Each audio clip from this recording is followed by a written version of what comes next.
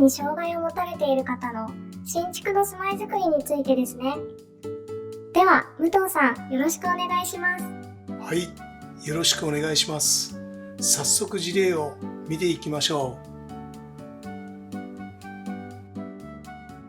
ひろしくんは生まれながらにして脳性麻痺を持っててね、介護は必要なんです。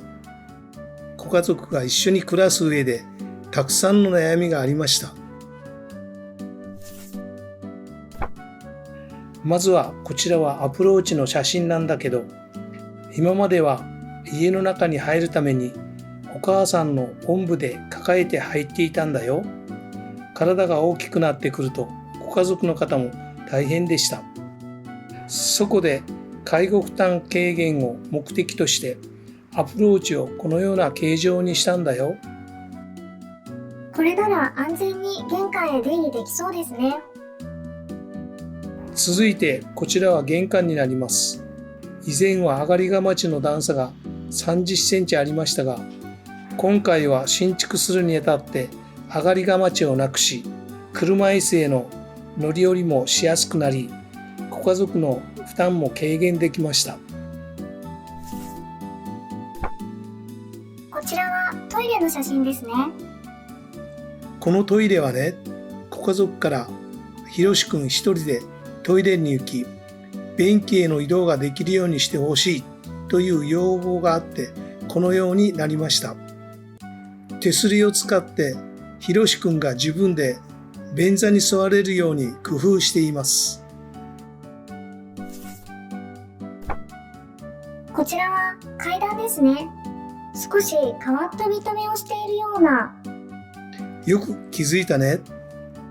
この階段はご家族からひろしくんが自分で上り下りできる階段にしてほしいという要望があったので、手上げの高さを小さく、踏み板を広く、手すりを本人が使える高さに取り付けました。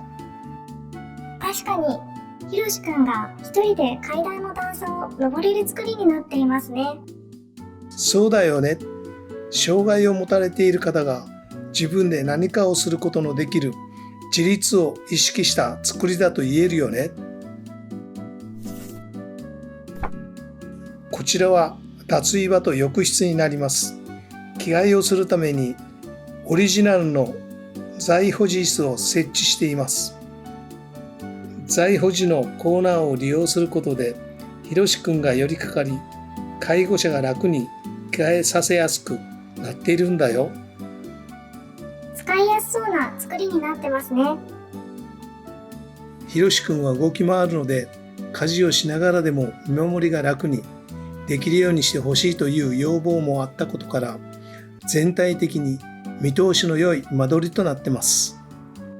開放感があってみんなで過ごしやすそう。